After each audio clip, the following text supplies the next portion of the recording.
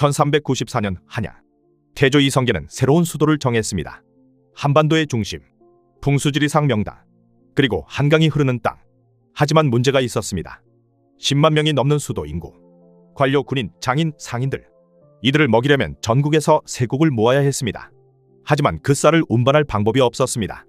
500년 왕조는 어떻게 가능했을까요? 해답은 물류에 있었습니다. 태조의 측근인 하륜이 왕에게 아뢰었습니다. 전하, 이곳은 산으로 막혀 있습니다. 전국에서 올라오는 세곡을 어찌 감당하겠습니까? 한양은 사방이 산으로 둘러싸여 있었습니다. 북한산, 남산, 인왕산, 전라도에서 쌀을 가져오려면 수백 리 산길을 넘어야 했습니다. 소가 끄는 수레에 실을 수 있는 양은 한계가 있었고 큰 비가 오거나 눈이 오면 길이 끊겼습니다. 조정회의에서 10만 명을 먹일 방도에 대해 모두가 논의했습니다. 그때 정도전이 한강을 가리키며 말했습니다. 전하, 한양에는 강이 있습니다. 배를 이용하면 됩니다. 바다로 가는 것, 그것이 해법이었습니다. 조선은 즉시 실험에 들어갔습니다. 전라도 해남의 곡창지대에서 쌀을 모았습니다. 그리고 배에 실었습니다. 조운선이라 불린 이 배는 세금으로 거둔 곡물을 운반하는 배였습니다. 평평한 밑바닥에 큰 도출단, 한 척에 800석, 많게는 1000석을 실을 수 있었습니다. 소가 며칠을 걸려 나를 양을 배 한 척이 훨씬 빠르게 날랐습니다. 바다가 우리의 길이다. 조선 조정은 여기서 멈추지 않았습니다. 전국 해안에 조창을 건설했습니다. 세곡을 모아두는 거대한 창고였습니다. 전라도 덕성창, 충청도 조운창, 황해도 해주창, 각 지역에 쌀이 모였습니다. 그리고 배에 실렸습니다. 서해안을 따라 한강 하구를 지나 한양으로 전국을 연결하는 수송망이 완성되었습니다. 한양 한강변, 마포나루, 용산나루, 서강, 이곳을 사람들은 경강이라 불렀습니다. 오늘날 서울을 지나는 한강 중에서도 수도권 일대, 즉 광나루에서 양화진까지의 강줄기를 가리킵니다. 거대한 창고가 들어섰습니다. 수십 척의 배가 정박했습니다. 이보게들, 쌀이 도착했다네. 전라도에서 쌀이 20회 만에 올라왔단 말이네. 인부들이 곡물 자루를 날랐습니다. 상인들이 값을 흥정했습니다. 관리들이 장부를 기록했습니다.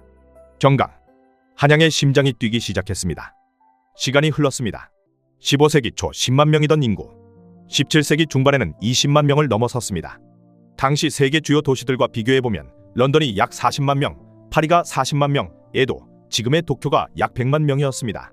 한양은 동아시아 주요 도시 중 하나가 되었습니다. 궁궐이 완성되었습니다. 시장이 번성했습니다. 종로 일대, 시전 행랑이 늘어섰습니다. 전국 각지에 물산이 모여들었습니다.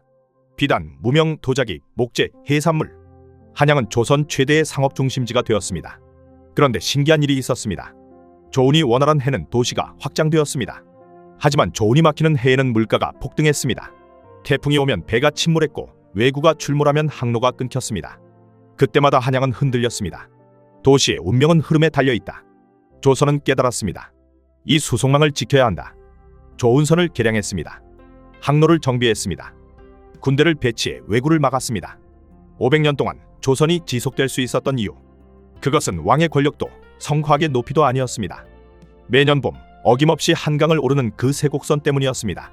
19세기 말 가보개혁 이후 조운제도는 폐지되었습니다. 일제강점기에 한강의 세곡선은 사라졌습니다. 500년 동안 이어진 그 수송망이 끊어졌습니다. 하지만 그 DNA는 사라지지 않았습니다. 시간이 흘러 지금의 부산항에 컨테이너선이 들어옵니다. 연간 2440만 TEU, TEU는 20피트 컨테이너 한 개를 세는 단위입니다. 부산항은 세계 7위 규모입니다.